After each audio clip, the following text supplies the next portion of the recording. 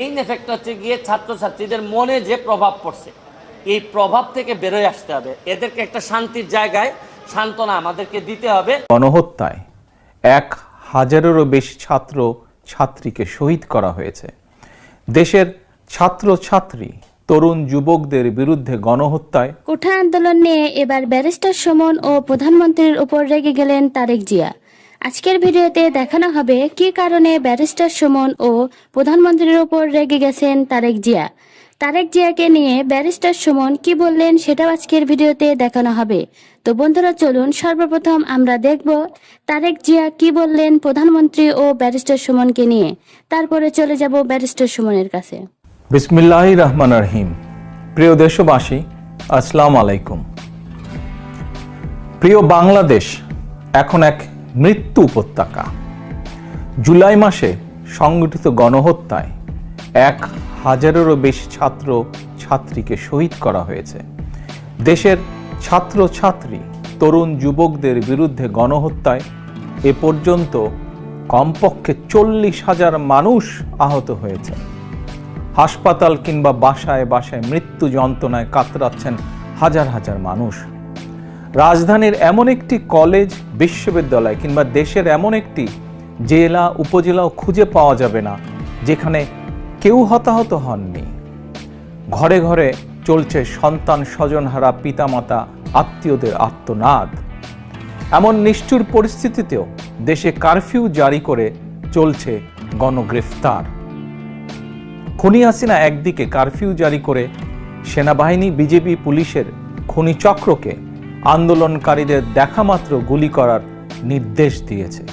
অপরদিকে গণহত্যায় শহীদদের স্মরণে কথিত শোক দিবস পালনের নাটক করছে।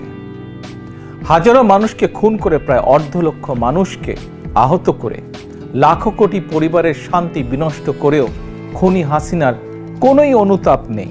অথচ রেলের ভাঙা কাজ দেখে গণহত্যাকারীর চোখে কুমিরের কান্না। প্রিয় দেশবাসী, অবৈধ ক্ষমতা টিকিয়ে রাখার অপচেষ্টায় খুনি হাসিনা জুলাইয়ে গণহত্যায় পুলিশ, বিজেপি, র্যাবের পাশাপাশি এবার সেনাবাহিনীকেও ছাত্রছাত্রীদের বিরুদ্ধে লেলিয়ে দিয়েছে। গণহত্যাকারী খুনি শেখ হাসিনাকে বাঁচাতে সেনাবাহিনী এখন নিজ দেশের জনগণের বিরুদ্ধে গোলাগুলি করছে আর শত্রুর সঙ্গে করছে গলাগলি। সেনা পরিবারের একজন সদস্য হিসেবে আমি সেনাবাহিনীর কর্মকর্তা করিয়ে দিয়ে বলতে চাই, খুনি হাসিনার পৃষ্ঠপোষকতায় 2009 সালে বিডিআর পিলখানায় সেনা হত্যাযজ্ঞ চালিয়ে 57 জন সেনা কর্মকর্তাকে নির্মমভাবে হত্যা করা হয়েছিল। সেদিন নিজের সহকর্মীদের রক্ষা করতে আপনারা চূড়ান্তভাবে হয়েছিলেন ব্যর্থ। অথচ এখন সন্তান সমতুল্য ছাত্রছাত্রীদের বুকে গুলি চালিয়ে নিজেদের বীরত্ব জাহির করছেন আপনারা। বীরত্ব দেখাতে চাইলে অরক্ষিত সীমান্তে যান। জনগণ মনে করে দাবিদারি করতে করতে আপনারা নিজেদের স্বাধীনতা, সম্মান, সাহস এবং আত্মমর্যাদা হারিয়ে ফেলেছেন।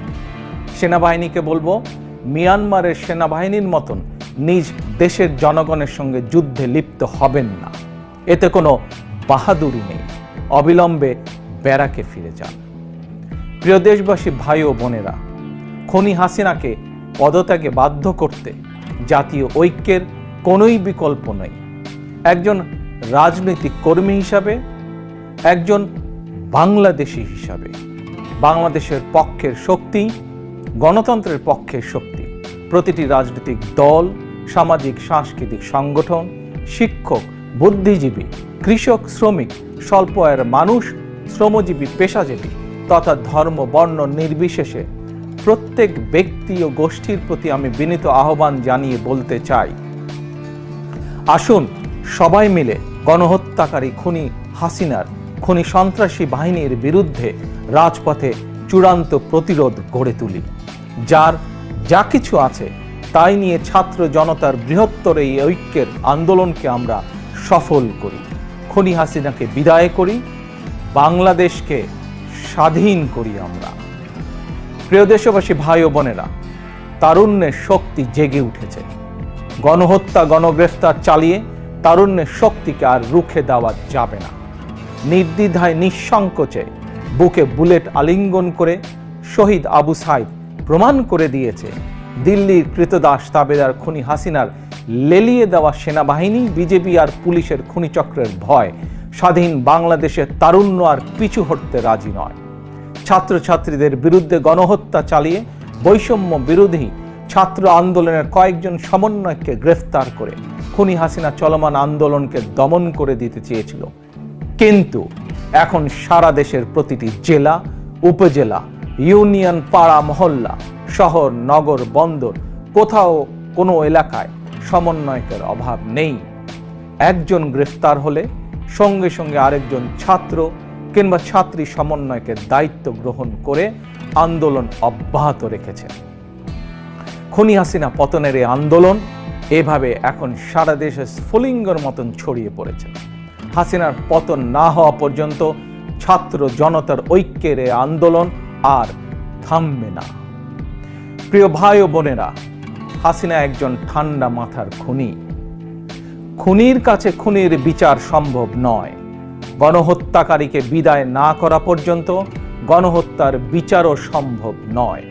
সুতরাং ছাত্রছাত্রী হত্যার সুষ্ঠু এবং নিরপেক্ষ বিচার নিশ্চিত করতে হলে, গণহত্যায় মারাত্মকভাবে আহতদের সুচিকিৎসার ব্যবস্থা নিশ্চিত করতে হলে এবং আন্দোলনকারী সকল ছাত্রছাত্রী শিক্ষার্থীর ভবিষ্যৎ নিরাপত্তা নিশ্চিত করতে হলে, শহীদের স্বপ্নের বৈষম্যহীন বাংলাদেশ গড়তে হলে গণহত্যাকারী মাফিয়া খুনি হাসিনাকে ক্ষমতা থেকে বিদায় করতেই হবে।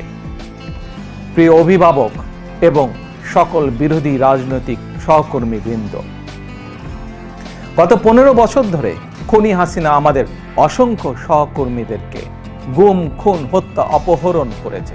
আর এখন রাজপথে আমাদের সন্তানদের পাখির মতন গুলি করে হত্যা করছে। এমনকি ঘরের ভেতরে আমাদের শিশুরাও নিরাপদ নয়, আমাদের মা বোনেরা নিরাপদ নয়।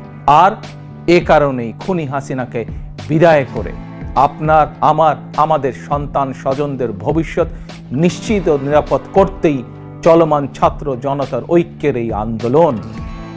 গণতন্ত্রের পক্ষের একজন রাজনৈতিক কর্মী অথবা সন্তানের অভিভাবক হিসাবে চলমান এই আন্দোলনে আপনি রাজপথে কিংবা আপনার নিজ নিজ এলাকায় আওয়ামী সন্ত্রাসীদের এবং সেনা, বিজেপি, পুলিশের খুনিদের বিরুদ্ধে শক্ত প্রতিরোধ গড়ে তুলুন।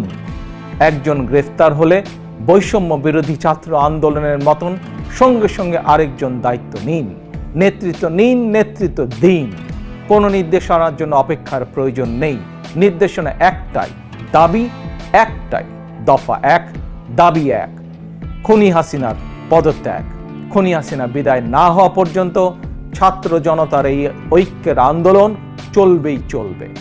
আমাদের ছাত্র ছাত্রীরা জীবন দিয়ে শিখিয়ে দিয়ে গিয়েছে, আমাদের সন্তানেরা জীবন দিয়ে দেখিয়ে দিয়ে গিয়েছে, ঐক্যবদ্ধ প্রতিরোধ গড়ে তুলতে পারলে খুনি হাসিনার বিদায় সময়ের ব্যাপার মাত্র, ইনশাআল্লাহ।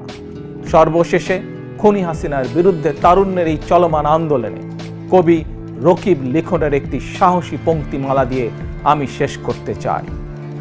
যদি তুমি ভয় পাও তবে তুমি শেষ, যদি তুমি রুখে দাঁড়াও তবেই তুমি বাংলাদেশ। আল্লাহ হাফেজ। বাংলাদেশ জিন্দাবাদ, বাংলাদেশ জাতীয়তাবাদী দল জিন্দাবাদ। যে পরের দিনই কিন্তু তাকে এখান থেকে সরাই দেওয়া হয়েছে। যে আমি ব্যারিস্টার সুমন, আমি একজন স্বতন্ত্র এমপি হিসাবে আমি তো আমার পতন চাইতে পারি না, কারণ ছাড়া। কামনা করতেছি আমরা সবসময় এইসব বিষয় নিয়ে প্রতিবাদ করেছি। আজকে জানেন যে 6 জন সমন্বয়ক যারা ডিবি অফিসে ছিলেন, এটা নিয়ে অনেক বিতর্ক ছিল যে তাদেরকে কি বাধ্য করা হয়েছে কিনা, তাদেরকে কেন ডিবি অফিসে নিয়ে আটকে রাখা হয়েছে। এই বিষয়ে 2-1 জায়গায় আমি কথা বলছি। ও আনঅফিশিয়ালি তারা আমাকে যেটা জানিয়েছেন, যে আমি বললাম যে আপনারা চাইলে তো এদেরকে অ্যারেস্ট করতে পারেন, আপনারা তাদেরকে আটকে রাখছেন যে এই অভিযোগ, এই বিষয়ে আপনাদের মন্তব্য কি। তারা আমারে যেটা জানিয়েছেন, তারা বলছেন যে কোটা আন্দোলন তো কোটা সংস্কারের যে আন্দোলন, এটার জন্য যা যা চেয়েছিলেন সবই দেয়া হয়েছে, মানে যারা এই কোটা আন্দোলনে, কোটা সংস্কারের আন্দোলনে তারা যা চেয়েছিলেন তার চেয়ে দেখা যাচ্ছে যে 95%, 93% দেওয়া হয়েছে। মানে ওনারা যা চেয়েছিলেন কোটার বিষয়ে কিন্তু আর কোনো বক্তব্য এখন আর নাই। কোটা বিরোধী আন্দোলনের কোনো কথা এখন আর মাঠে নাই। তারপরও মাঠে মানুষ কেন? তাইলে কোটার পরে যে আন্দোলন চলতে পারে, এটা হচ্ছে কি, আমিও বলছি যে এই আন্দোলনে আমাকেও আপনারা সাথে নেন। যদিও সাথে নেন কোনটা, এটা হচ্ছে এই আন্দোলন করতে গিয়ে যারা নিহত হয়েছেন, যারা আহত হয়েছে, তাদের এই প্রক্রিয়াতে কার কার দায় আছে, ভুল হয়েছে কিনা, পুলিশ কি এক্সেসিভ ফোর্স ব্যবহার করছে কিনা, পুলিশ কি এই আম যারা তাদের ব্যাপারে গুলি করতে পারে কিনা, এগুলা নিয়ে আপনাদের আলোচনা হইতে পারে, বিচারের আমরা আদালতের দ্বারস্থ হইতে পারি। এখন হচ্ছে কি এই প্রক্রিয়া। এবং আপনারা জানেন যে কমিশন অলরেডি রংপুরে যাবে, এটার প্রক্রিয়া শুরু হয়েছে। মাননীয় প্রধানমন্ত্রী বলছেন যে এই তদন্ত প্রয়োজনে জাতিসংঘ এসে এটা করুক। আমি এটাকে সাধুবাদ জানাই। এবং আমি আরেকটা কথা বলতে চাই, আপনাদের বিচারের প্রক্রিয়াতে না গিয়ে আপনারা যদি আন্দোলন সংগ্রাম এবং ভাঙচুরে যদি আবার জনসাধারণের শৃঙ্খলা নষ্ট হয় এরকম কাজে যদি জড়িত থাকেন, তাইলে তো রাষ্ট্রের এবং সরকারের এটা রক্ষা করতে গিয়ে আবার শক্ত অবস্থানে যাইতে হবে। এর মানে কি দাঁড়াচ্ছে? আমি স্পষ্ট বলছি যে কোটা সংস্কার আন্দোলনে আমরা একমত। যারা নিহত হয়েছে, আহত হয়েছে, তাদের ব্যাপারে আইনি ব্যবস্থা নিতে আমরা একমত, আমরা সাহায্য করতে চাই। কিন্তু এই আন্দোলনটাকে যদি আপনারা মনে করেন যে এখন আপনারা সরকার পতন করবেন, আপনারা মাননীয় প্রধানমন্ত্রীকে কোনোভাবেই দেখতে চান না, তাই এই আন্দোলনে তো আমরা সব একমত না। এটা আমি বারবারই বলছি যে আমি ব্যারিস্টার সুমন, আমি একজন স্বতন্ত্র এমপি হিসাবে আমি তো আমার পতন চাইতে পারি না, কারণ ছাড়া বা আমার বিরুদ্ধে অভিযোগ ছাড়া। এখন সরকার পতন মানে তো আমারও পতন আমি চাই। আর প্রশ্ন হচ্ছে গিয়ে কোটা আন্দোলনের জন্য আসছিলেন, আপনারা সফল হয়েছেন এবং এটা মানতে বাধ্য হয়েছে সবাই, এটা আদালতের মাধ্যমে আসছে। এখন আপনারা বিচার চাইতে পারেন যে কোন কোন জায়গায় অন্যায় হয়েছে। এবং আমি আপনাদের মাধ্যমে আরেকটা কথা বলতে চাই, আপনারা জানেন যে ডিবির যিনি হারুন সাহেব ছিলেন, এই যে হাইকোর্ট তাকে নিয়ে একটা কথা বলছে যে তামাশা, আপনি জাতির সাথে এটা তামাশা। এরপরে কিন্তু সরকারের আমার কাছে মনে হয়েছে এটি একটি ভালো দিক যে পরের দিনই কিন্তু তাকে এখান থেকে সরাই দেওয়া হয়েছে। আমি মাননীয় প্রধানমন্ত্রীর কাছে আমি একটা দাবি জানাবো, এটা মনে করি যে আমি সাধারণ ছাত্রের পক্ষে আমি দাবিটা জানাইতে চাই। এইটা হচ্ছে গিয়ে যে এই প্রক্রিয়ায় হারুন সাহেবকে যেভাবে সরাই দেওয়া হয়েছে, এই প্রশাসনে মন্ত্রী থেকে শুরু করে এবং দলের নেতারা যারা এই কাজের সাথে ব্যর্থতার পরিচয় দিচ্ছেন, আমি দাবি জানাবো যে তাদেরকেও যদি এই জায়গাগুলো থেকে সরাই দেন, তাহলে আমার মনে হয় ছাত্রদের জন্য আরেকটি শান্তির বিষয় হবে। আমরা তো এই জীবনগুলা ফিরাই আনতে পারবো না, যে জীবনগুলা মারা গেছে। অন্তত তাদের আত্মার শান্তির জন্য আমরা যে সব জায়গায় এই ব্যর্থতা আছে, এই মানুষগুলারে যদি আমরা সরাই দেই, তাহলে আমি মনে করি দল, দেশ, ছাত্ররা যারা আন্দোলন করতেছে তাদের জন্য, তাদের। তো বন্ধুরা, আজকের ভিডিওতে আপনারা দেখলেন ব্যারিস্টার সুমন ও তারেক জিয়ার বক্তব্য। দুইজনের বক্তব্য শুনে আপনাদের কি মন্তব্য অবশ্যই কমেন্ট বক্সে কমেন্ট করতে ভুলবেন না। আর হ্যাঁ, এমন নিত্য নতুন আপডেট খবর সবার আগে পেতে এখনই আমাদের পিচ্চি সাকিব ইউটিউব চ্যানেলটি সাবস্ক্রাইব করুন।